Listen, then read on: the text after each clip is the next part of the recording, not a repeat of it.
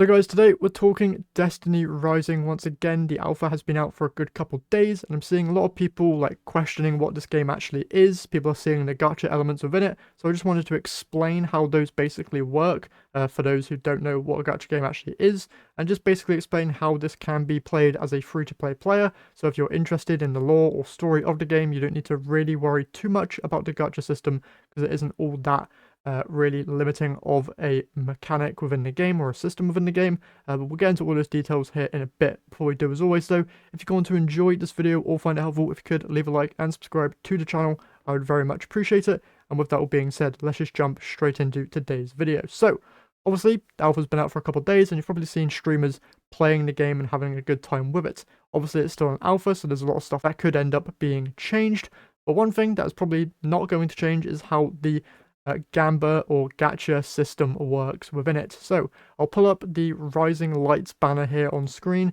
This is basically the standard banner that you will see inside of the game. For those who know Gacha, you'll know what standard banner is. For those Destiny players who do not know what a Gacha system is or anything, the standard banner is basically a character banner where you're able to spend currencies in order to get certain characters. And a standard banner is one that is always going to be there, whereas a limited banner is one that will be there for like a couple weeks and then will go away, and those characters within that limited banner will then return in a couple months or so. So how would you actually go about getting these really cool characters? Well, you can either play the game or spend money, one of the two. At the beginning of the game, you're going to be receiving a whole load of different currencies. You can see on the top right, you have a pirate ship looking currency, then you have one that looks like a leaf, and then you have one that looks like the silver icon. The silver icon stuff, that's just acquired with real money, so you spend actual money to get silver, then you can convert those silver currencies into the leaf currency, which can then be converted into the pirate ship currency, which can be spent on this standard banner. Now, the blue pirate ships are what is used on the standard banner, but then there's going to be a secondary icon for the pirate ship, where it's like a rainbow pirate ship rather than a blue one. Those currencies, those rainbow pirate ships, are used on limited time banners, whereas the blue ones can be used on standard banners. That's one thing to really be informed about, because the last thing you want to do is save up a whole load of leaves for the Gwen banner, which is a limited time banner, and then convert all your leaves into the blue pirate ships, which can then be used on the standard banners. So be sure to remember that when heading in, when playing the alpha or when the game fully releases and you want to get a certain character. Now, I've been playing a couple gacha games myself, like Genshin Impact and Honkai Star Rail, and I haven't really spent any money on those games. I spent a little bit on Genshin, but that's neither here nor there. For Honkai Star Rail, though, I've spent literally nothing, have a decent amount of 5-star characters myself, and I'm not really all that tempted to spend money to get certain characters because I know what I'm doing with my currencies. If you're going into this game and go in with a plan of what characters you actually want, you can very easily go and acquire those characters without actually spending any money. If you end up doing just a little bit of planning here and there about what characters are actually coming out and like when they're coming out, you can very easily end up getting the characters that you want. Now, can you play this game completely free to play? Yes, easily. I've been doing that for a couple gacha games now, and it's not all that bad. Obviously, you're in the hands of RNG if you want certain characters, and I would highly recommend looking into the characters and their abilities, and then deciding off of that which ones you actually want.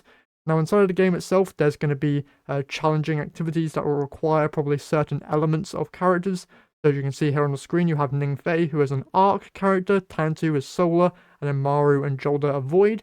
There's probably going to be certain activities in the game which require you to use an Arc character or a Void character.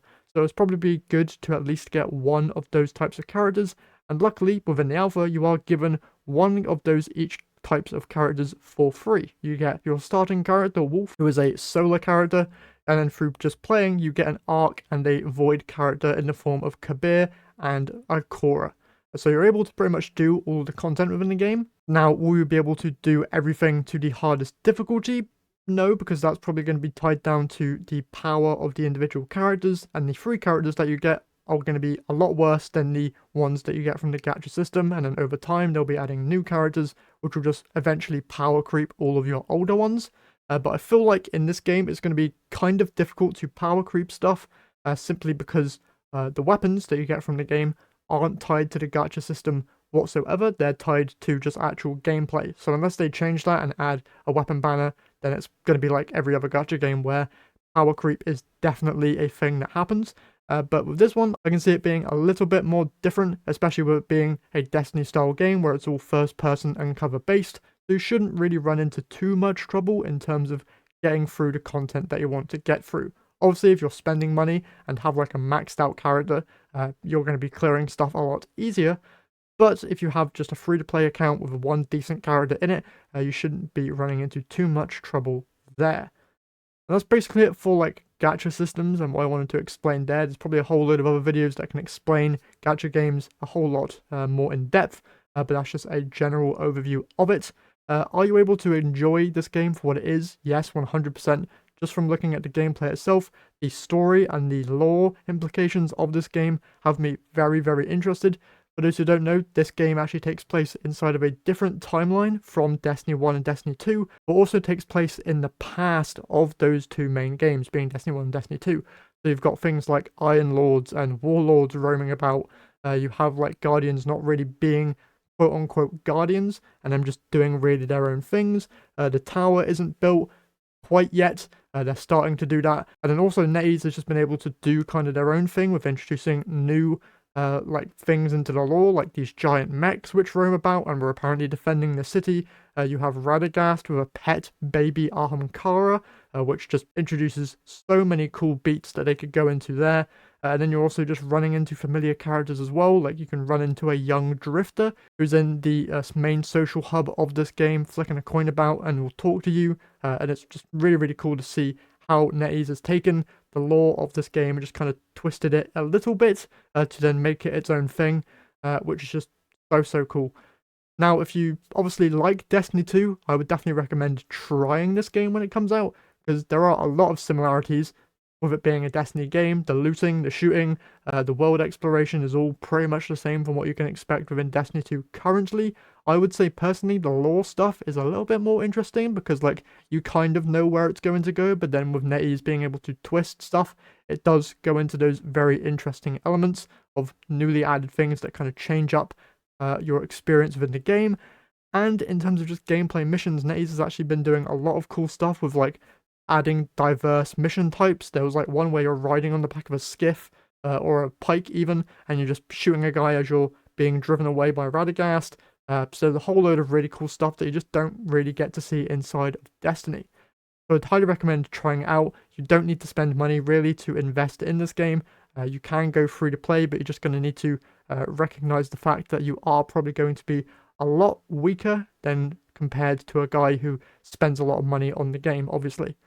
And yeah, that's pretty much all I wanted to say on this game. I myself am very much looking forward to being able to finally get my hands on it whenever they announce a UK related or EU related or just open beta for everyone. I'll be jumping in and trying it out for myself, and I'll be having guides and stuff basically going over everything you need to know about this game when it fully releases or when new betas drop. And yeah, that's basically it for today's video. Hopefully you guys have enjoyed. That's it from me here today, so I'll catch you guys in the next one.